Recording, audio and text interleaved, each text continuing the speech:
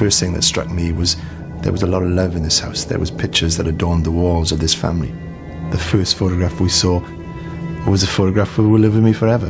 This loving family that stood smiling next to their mum and dad. And yet you had this terrible carnage upstairs. I have never come across, in 13 years nearly, a series of killings which appeared to be so methodical and so chilling. There certainly didn't appear to be any problem with Rob and Kath at all. They still seemed a happy, normal, loving couple. There were no alarm bells. There was nothing that alerted any of us to the fact that they were in such serious trouble. Nah, this happens somewhere else. This happens in America. You don't expect it in Barry in the Vale of Glamorgan on the corner from you. To somebody you think you've known for 13 to 15 years. Absolutely nobody whatsoever realised what was going on in the lives of Robert and Catherine.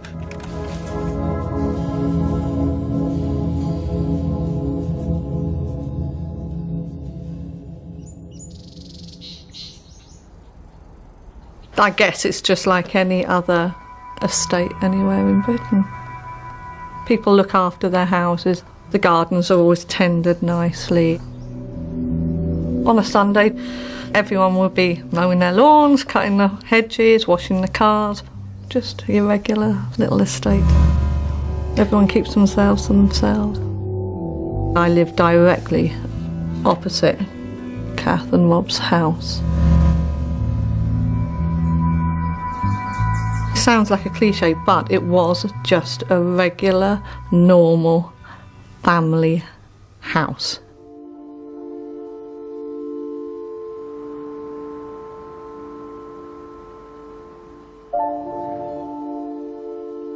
Kath and Rob Mochrie had been married for 23 years.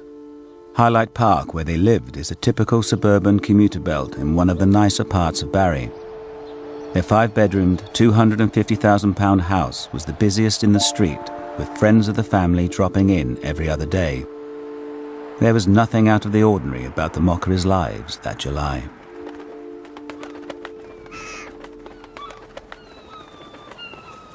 The last time I physically saw Rob, he came down and we had a chat. I was there for him, but he never said anything. Nothing about his problems, nothing about the trouble he was in. Absolutely nothing.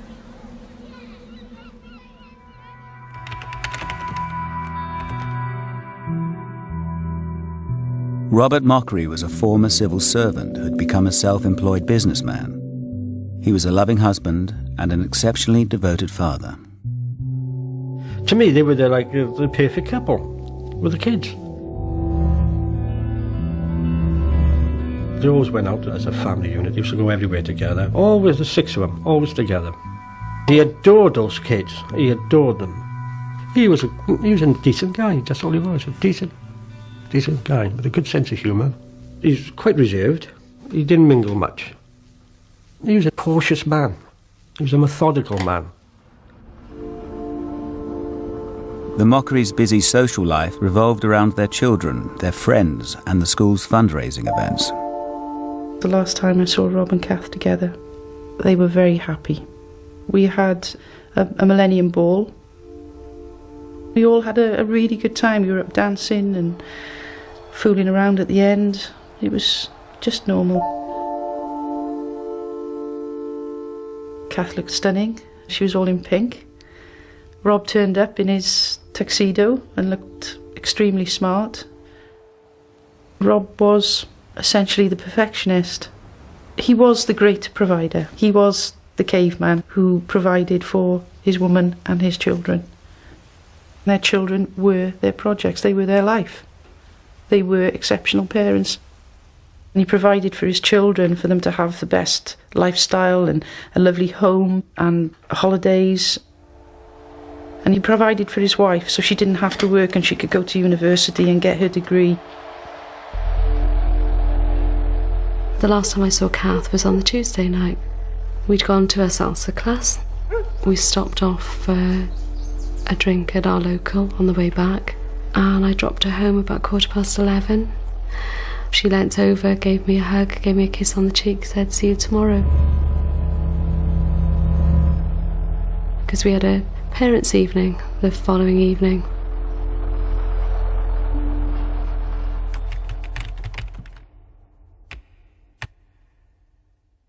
Catherine Mochrie was a full-time wife and mother, active in the community, the church and on the PTA.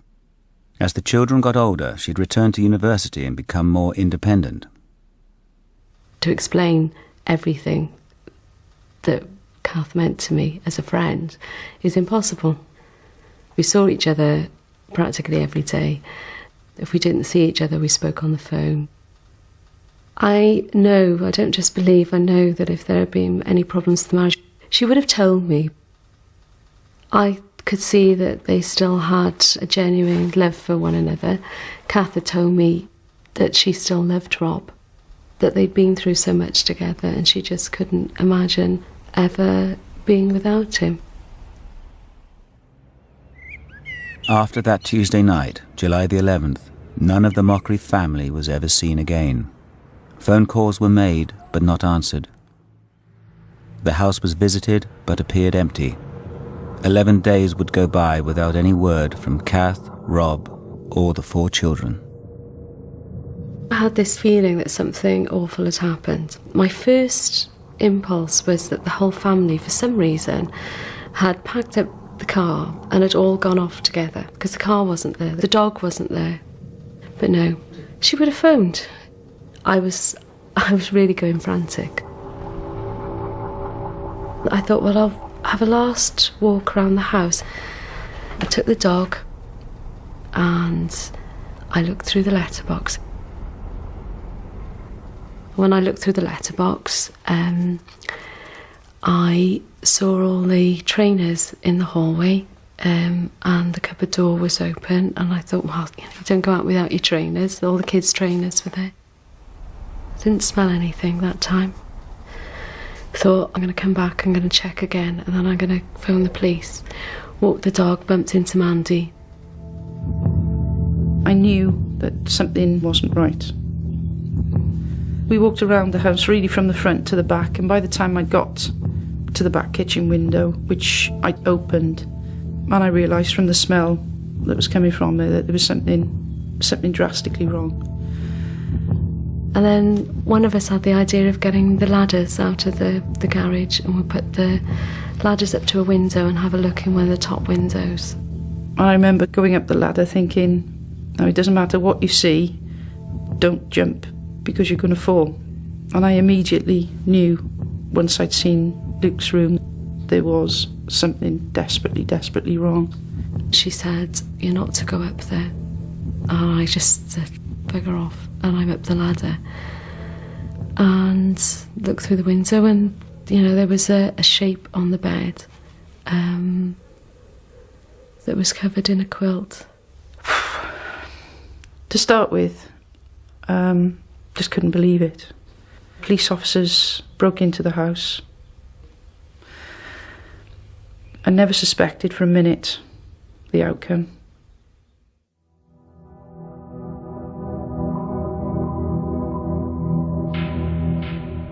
First impressions, a very, very normal house. The house was total normality. Guitars that stood upright in the lounge against the sofa. Large cushions on the floor where somebody had been sitting, perhaps, playing these guitars. There was no signs of real violence. There was no furniture turned over. All these rooms seemed normal. There was nothing not normal about these rooms. The upstairs of the house was a different thing. The first thing that we became aware of was lots of dead flies. Lots of dead flies. This was a double glazed premises. It was the height of the summer. The thing that upset the normality was the actual pungent smell of death. From bedroom to bedroom, from removal of one quilt to removal of another quilt, to the removal over the next day of the whole of this family from this house in body bags. This was not normal. Far from it.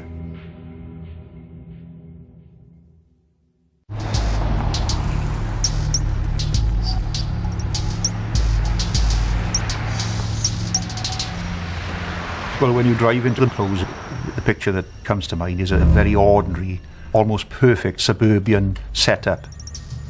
That was the mystery from the first day, from initial inquiries that we made with neighbours and friends. They painted a picture of a very, very normal family. There are no problems, they're very loving, they're very caring, everything was going well. A beautiful home, a successful businessman. That doesn't at all fit with the situation that we found, the scene that we found, that horrendous scene. How could that possibly have happened? With no forced entry, disturbance or violent upheaval, the police concluded that no one else was involved. Robert Mochrie had murdered his 4 children and his wife and then taken his own life. What struck me as chilling early on was the manner and the position of the bodies, really. Each body was face down. Each body had generally their arms by their sides. Each body seemed to have their heads turned to the left or the right slightly, and with their head into the pillow. It seemed nearly execution-style killing, and I have never come across, in 13 years nearly, a series of killings which appeared to be so methodical and so chilling and clinical in its approach. It had not been a frenzied attack. The sharp-ended hammer was found in a toolbox in the master bathroom. Pathology reports would suggest Catherine and her 4 children had each been struck between 3 to 5 times on the head. There were no signs of struggle. Robert had gone from room to room, systematically killing his family as they slept. A rosary had been carefully placed next to each body. He had then committed suicide. Robert Mochrie had become what is now known as a family annihilator. On July 24th, the story hit the headlines. One of the early headlines was Rob was evil. You know, this evil man who had perpetrated such an awful act. Rob was a kind, gentle, loving father and husband. He wasn't an evil man. His cousin to Attila the Hand, Rob was, according to the media. He was nothing like that. Rob was one of the most placid men I've ever met in my life. Whatever situation caused him to do what he did, I just put my hands up. I'm like that. I haven't got a clue why he did it. And they portrayed him as an evil person. You know, the headlines, the House of Horrors and all this sort of stuff. All that nonsense. That wasn't Rob. That wasn't that family. That was a beautiful family. In some ways, he was an extraordinary man because of the role he took as far as his children were concerned. They had been through so much as a family, so many problems with the children, so many life-threatening problems with the children. The Mochries had had more than their fair share of difficulties with the children's health. Only James, the eldest, did not have major medical problems. Sian had been epileptic since the age of 10. Luke had recovered well, but at 8 years old had had a brain tumour. And Bethan, a late and unplanned child, was born with severe physical and learning difficulties. Beth was going to be reliant on Kath and Rob for the whole of her life. She wasn't going to grow up and move away from home as the others might do. Beth was always going to be there. She was always going to be Kath and Rob's responsibility. But they'd come to terms, I'm sure they'd come to terms with that, and they were happy and they were content with that fact. He had his problems with his children, and they'd gone all over that. They're all on the bend. They're all getting better. And then this happens. By the time the bodies were discovered, they were so badly decomposed that pathologists could not pinpoint the precise time of death. It was now up to the police to find out exactly what had happened. Initially, we needed to timeline the family. Where had the family been? What time did they get home? And who had seen them? And what we needed to do in order to do that is speak to family, speak to friends, speak to associates, to try and place the individuals within the family at certain locations, to try and build up a picture of their lives during the last 24 hours, 48 hours as it were. The police began focusing on Tuesday, the 11th of July. They established that by midnight, all 6 members of the Mochrie family were at home and alive. The last actual sighting that we have of any member of the family is around about midnight on that Tuesday, the 11th of July, when a neighbour living directly opposite the house actually saw Bethan run out of the house with her father pursuing her. I saw Beth come hurriedly down the steps and then into the middle of the close, crying, wailing, agitated, upset. And then Rob come over and pick her up and then sort of marched her back up to the house. And I remember looking down and thinking, oh crikey, that really is unusual for Rob to behave like that. He was agitated. That was the last time that I saw any of the family alive. The police now started to piece together what had been going on in the Mochrie household that night. A very significant phone call occurred at about 11 p.m. on that Tuesday night from Robert. Robert in fact left an answer phone message on the voicemail of the young lady's mobile phone that had arranged to pick up Bethan for school the next morning. We did occasionally have phone calls off them. Bethan was like any other child who would like to try and blag the odd day off school. Mr. Mochrie phoned, it was between about 10:30 and 11 o'clock that night, so fairly late, and just said that Bethan wouldn't be in school on the Wednesday. So I thought, right, we'll be picking her up as normal on the Thursday. Now, given the sequence of events that went on after that and what we believe occurred, we feel that that was of great importance, that phone call. That phone call could have meant Robert knew and had planned something was going to happen during the night. In the early hours of Wednesday morning, the milkman found another change to the Mochries' routine. Robert had left out a note cancelling the milk until Friday. The house was in darkness. The curtains were open downstairs, which they usually were. When you went to the house, the cat was not on the doorstep as normal. No cars were in the drive. The dog wasn't about, so we just assumed they'd gone on holiday. At 11 o'clock on the morning of Wednesday, the 12th of July, Catherine's close friend, Deborah, received a text message, presumably, she thought, from Catherine, cancelling arrangements for that day.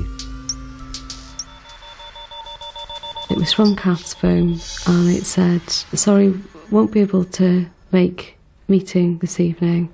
Mother ill, speak to you on Thursday. That wasn't something Kath would have said. She would have said speak to you later, or phone you later would have been more like it. Who do you think sent the text? I think Rob sent the text. Because it would give him time to make sure everything that he wanted to do was done. If it was Rob and not Kath who sent that text message, it means he had probably killed his wife and 4 children by the Wednesday morning. The police then discovered that he'd made one more phone call in the early hours of Thursday. This final phone call means that Rob must have been alive and in the house with the dead bodies of his family upstairs for more than 24 hours. When I got up Thursday morning, there was a message on my mobile phone, which had been left at 5:30 in the morning, and it was Mr. Mochrie again saying that Bethan wouldn't be in school for the rest of the week. This seemed to be all part of some sort of pre-planning, some thought processes that Robert was going through to keep people away from the house.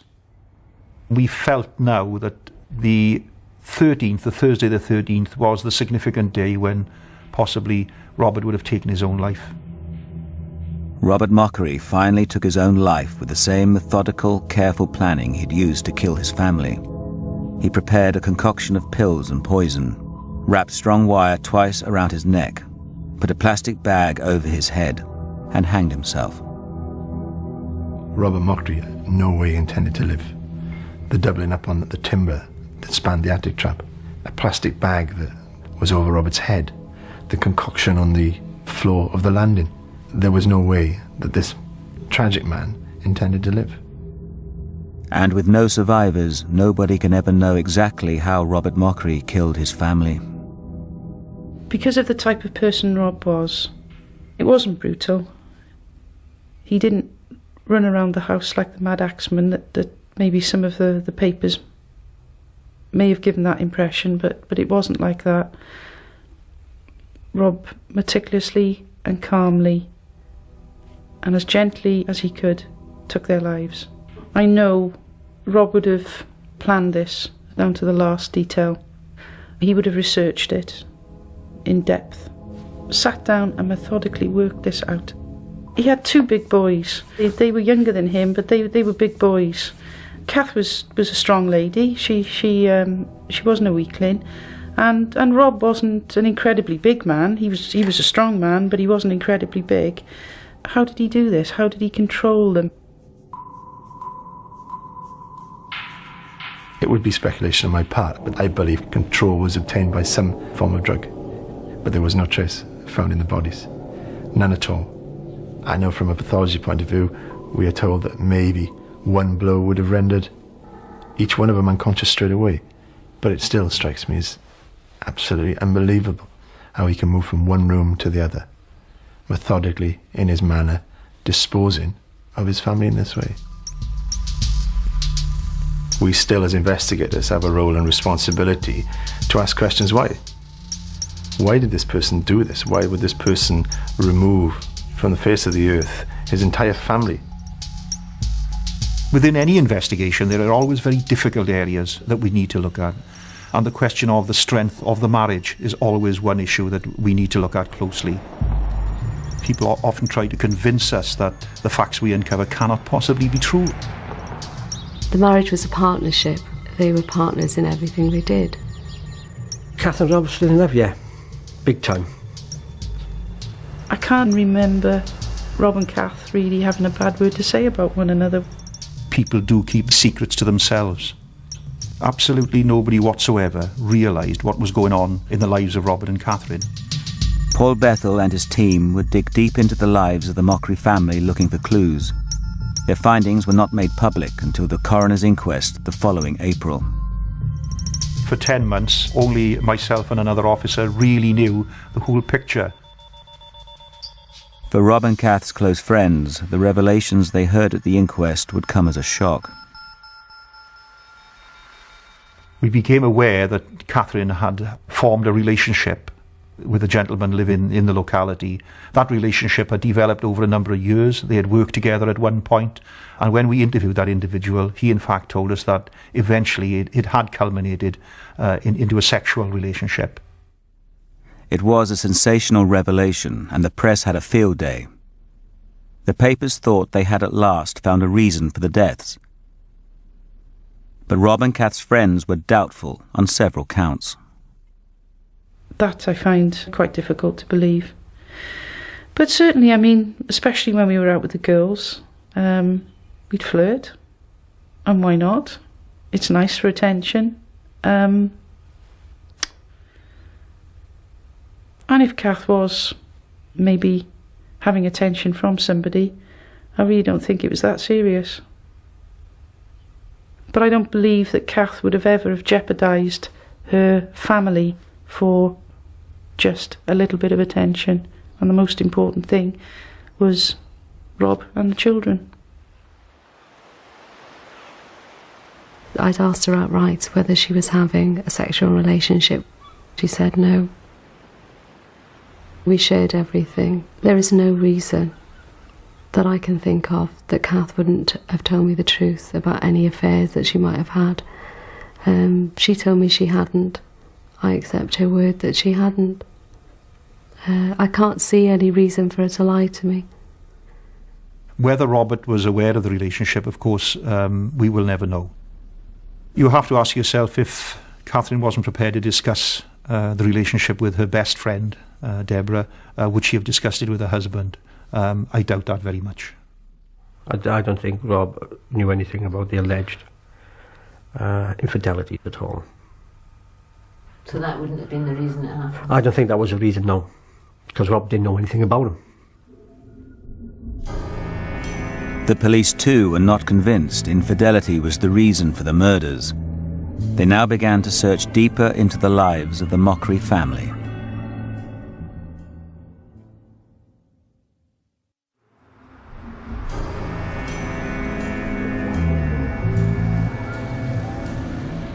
It's very difficult to be surprised or shocked by anything that we discover in the course of any inquiry. But in saying that, there are many occasions when certain facts that come out do surprise us.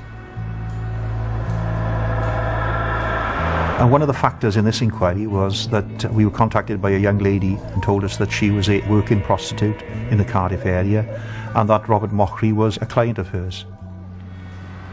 She told us that she had met with Robert on a weekly basis and that he had paid her something in the region of £50.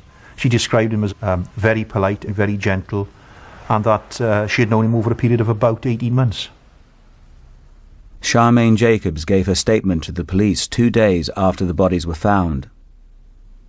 She said she had never had full sex with Robert, that he had told her about his family and his marriage.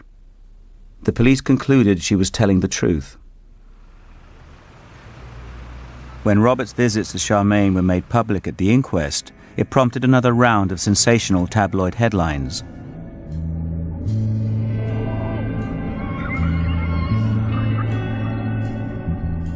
It wasn't an easy time for the friends who thought they knew Rob and Kath. I'm not doubting the lady's word whatsoever, but personally speaking, I find this really hard to believe. The fact that he told her all his problems, I find really hard to believe. I've known Rob for 13, 14 years, and he don't tell me, and I'm like his closest friend. You go and tell the prostitute, a complete stranger.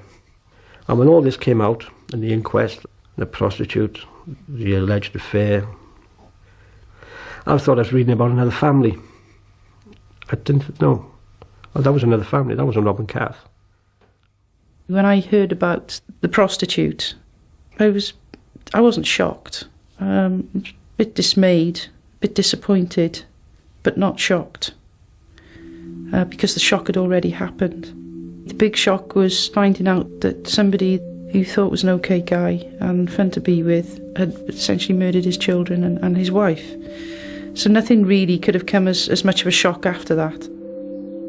Everyone's bound to speculate about what happened, but why go for the sleaze angle? You don't love your family and are devoted to him the way Mr. Mochrie appeared to be and wipe them out without having some big reason in your head for doing it. There had to be a bigger reason than anything that the papers suggested for what he did. The police agreed. They were still not convinced they had found the answer. Their search for a motive would continue for several months after the discovery of the bodies. The picture was starting to emerge of a man with certainly more problems than any normal person. But again, we kept looking for perhaps something more. What type of individual was Robert? What was his history? Particularly his medical history. We discovered that Robert had a history of depression and found it certainly that there was problems there. Medical records showed that Robert had twice been diagnosed with depression while he was in the civil service. He was referred to psychiatrist Dr. Brian Harris, who gave evidence at the inquest. Robert's first depression was in 1990. He complained of feeling low in his mood. He couldn't sleep properly. He had difficulties concentrating. He felt worn out and tired, possibly partly because he wasn't sleeping well at night. And he was feeling to a certain extent that life wasn't worthwhile. And we diagnosed an episode of major depression. Yes, Rob was depressed, and we knew about that. Due to the fact that Bethan was born physically handicapped.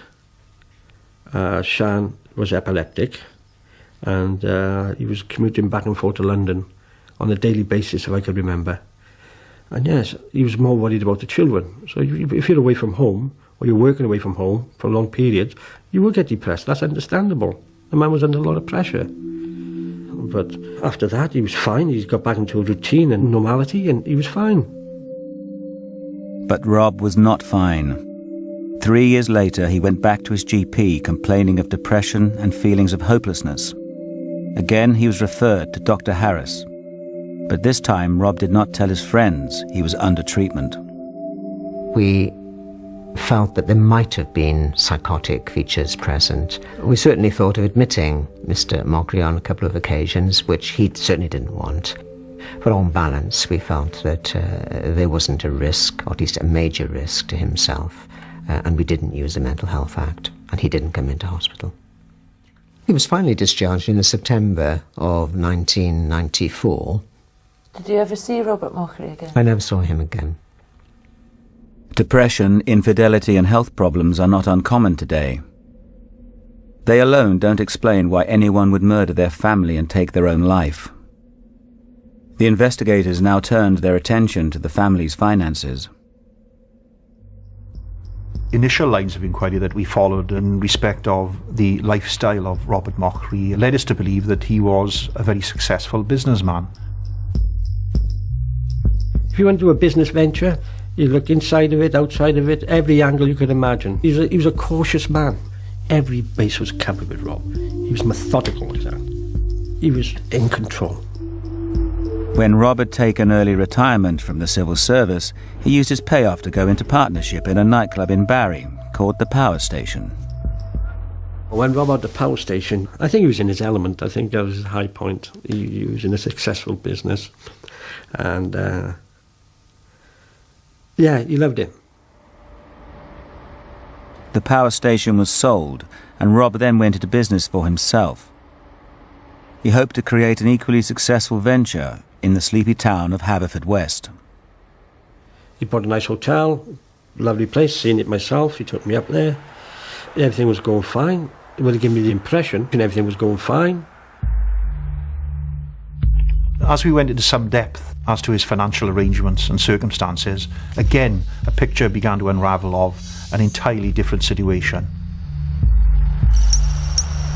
Contrary to what Rob was telling his friends, things were not going well. A fire had gutted the ground floor of the hotel. There were problems with the insurance money, and the business was effectively closed down. 6 months before the murders, the hotel was put up for sale. Now the police found what they thought might be the missing piece of the jigsaw. We came across files in the master bedroom, and we saw a lot of debt. We saw a lot of debt letters from the bank. Very, very worrying letters. People really were looking to recover that debt. The filing system was open to see.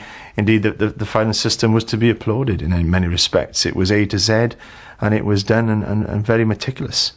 The bank statements were all together. The bills, the invoices, the debt letters were all together. Alphabetical order. It didn't appear to be a question of debt letters arriving and being thrown in the bin. Everything was addressed and everything was in methodical order. The police discovered that for 18 months before the murders, with no income coming in and capital running out, the Mochries had been paying their way with credit cards. We know that the bank had written to him on a number of occasions. These were unanswered letters. We know the telephone calls were made from the bank requesting appointments with Robert, but again, he appeared to be certainly avoiding the issues and avoiding contact with the bank until in the end, the contact was virtually non-existent. They didn't tell me about the money problems. But did Kath know about the money problems? I think she knew that things were getting tight and everything was depending on the sale of the hotel, which we thought was imminent. If she knew anything, I'm sure it would have been towards the end, and I'm sure that she would have spoken to Deb. I'm sure she would have spoken to Deb. There were no alarm bells. There was nothing that alerted any of us to the fact that they were in such serious trouble. I knew Kath was troubled by the finances, but I really don't think she would have known the extent of their financial problems. And I don't think she, not that I don't think, I know that she just couldn't have hidden that. She would have had to have said something. The hotel never was sold, and from February, 5 months before the murders, the Mochries stopped making any payments. The loan on the hotel, the mortgage, the household bills, the car lease. Everything was slipping into arrears. Given that utility bills and credit card bills were mounting up and were unpaid, it's difficult to believe, given that the majority of these would have come through the mail to the house, telephone calls being made to the house, that Catherine would not have known about those financial difficulties. By early summer, the financial noose was tightening. 8 days before the murder, the bank sent a letter to the Mochries foreclosing on the £80,000 loan on the hotel. Then on Saturday morning, 3 days before that fateful Tuesday, the 11th of July, debt collectors turned up on Rob and Kath's doorstep to serve papers for an outstanding debt of £5,000. Time was finally running out. That must have impacted greatly on his family life and his state of mind. Because any financial debt is obviously a great worry to any person, any individual, whether it be a small debt or a large debt. And you must remember, we are talking here of £200,000, a phenomenal amount of money in anybody's language. So Rob, possibly unbeknown to Kath, was hopelessly in debt, facing financial ruin. Unable any longer to be the great provider to his family, the future must have looked very bleak. He was bankrupt, basically. When a person's always been in control of everything all his life, and all of a sudden you're losing control, who knows what happens next? He was at a moment of madness. But how can you put it out for a moment of madness if he planned it in advance? You've met Robert Mochrie. Why do you think he did what he did? I think that he was mad, that he had a psychotic illness. I think that what probably happened and the way in which everything was planned perfectly indicated that there were delusions at the back of his mind of a paranoid type. In this paranoid state of mind, Robert could have believed he was protecting his family from a dreadful fate. Dr. Harris also says it's perfectly possible Robert could have been in this state of mind without anyone being aware of it. Much has been made about his history of depression. Do you think by the time he did this he was mad or psychotic or not?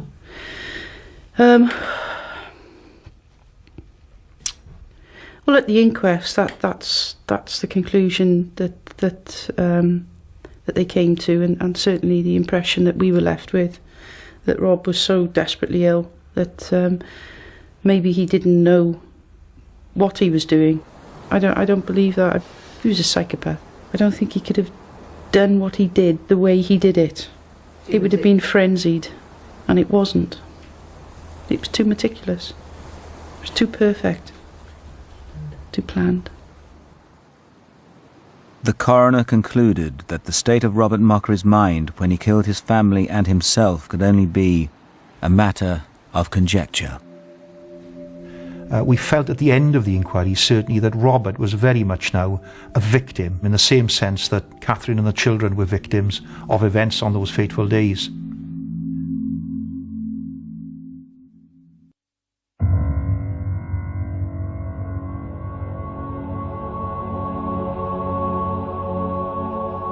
The funeral of Catherine Mochrie and her 4 children was held the week after their bodies were found. I tell you what, I've never been to a funeral like that. I've been to a few funerals. My God, I've never been to one like that. It was one of the saddest days in my life. To watch those 5 coffins lined up like that.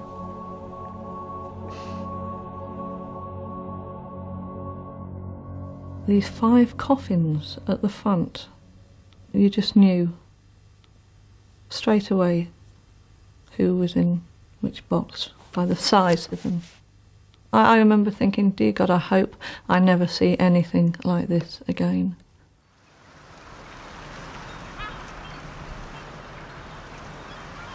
Robert Mochrie was not buried with the family he loved so much. He took 5 lives. You know what I mean? 5 lives. I don't even know where he was buried. I don't know where he was cremated, where he was... I knew nothing.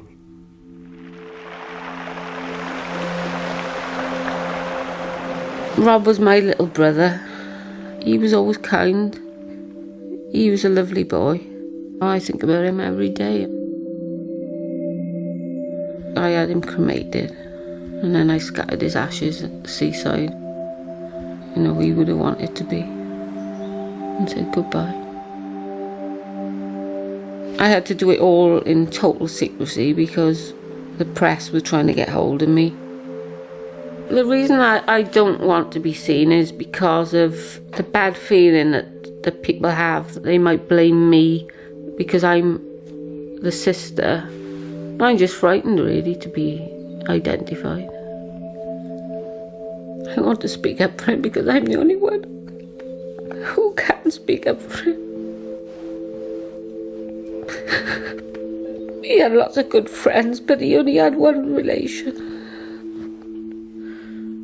And I loved him, and I don't understand why it happened. It's just something you just can't imagine. I suppose none of us can imagine our nearest and dearest doing anything like that. Studies of men who murder their families show that they tend to be middle-aged, devoted fathers and husbands who have had a series of failures and feel hopeless about their future. Most critically, they are introverted, loners who cannot share their troubles when faced with a catastrophic loss. With everything weighing down on him financially, he must have been feeling pretty desperate, pretty lonely. So he kept it all to himself. He didn't tell anybody what was going on in his head. And he didn't know how much we all cared about him, how much we loved him. And that is really sad, very sad. Not just because of how I think he must have been feeling, but also because of the outcome, the 6 lives brought to such an untimely end.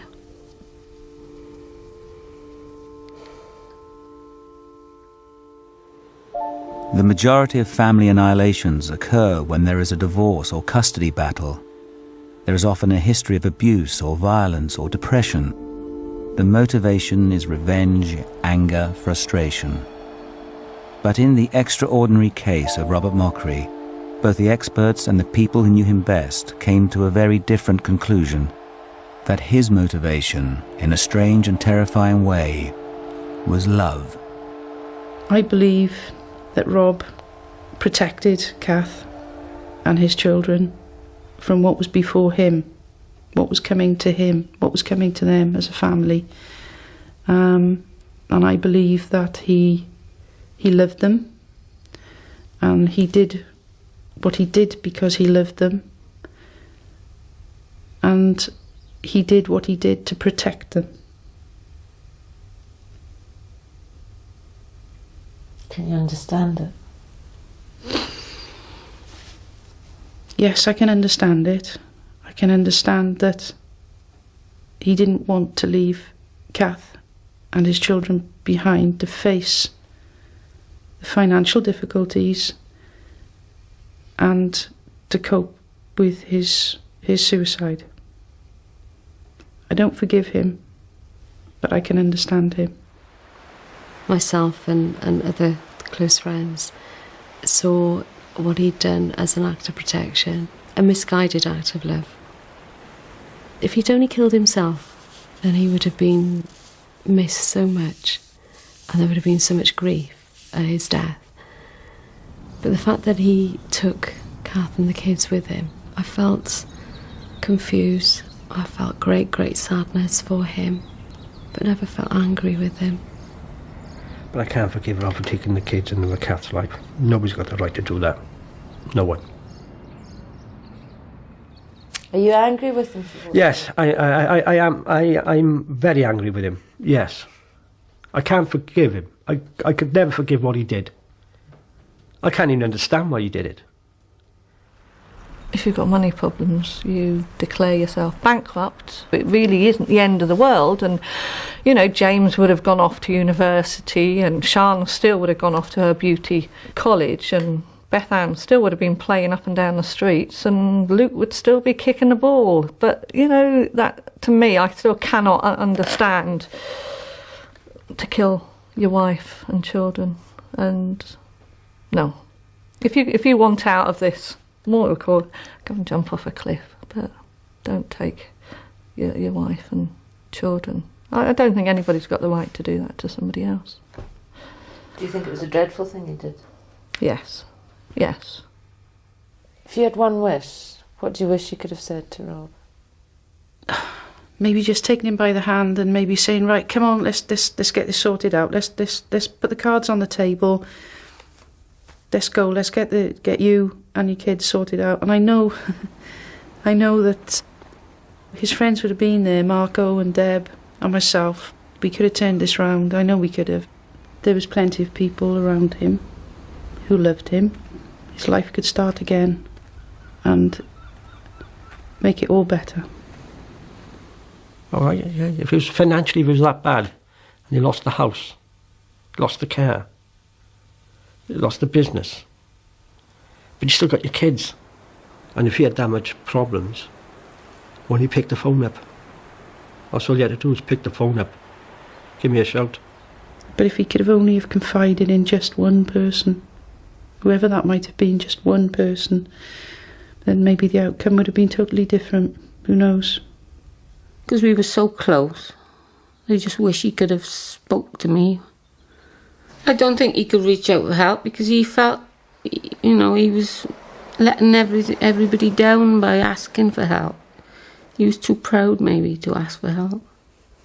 I don't know what went wrong there. But I just don't want it to happen to another family. The tragedy is that what Robert Mochrie did will happen again. At present, a family mass murder is now occurring in Britain every 6 weeks. With divorce rates rising and more middle-aged fathers feeling hopeless and frustrated about their marriages, their job prospects and their futures, the number of murders, like the one committed by Robert Mochrie, is likely to increase. Can you still feel it in your heart to light, Rob? Yes. Yes. Definitely. Do you think people find that hard? Possibly. But he wasn't a bad person, was he? No. He was, no, he wasn't a bad person. Bad people don't produce children like Kath and Rob's children.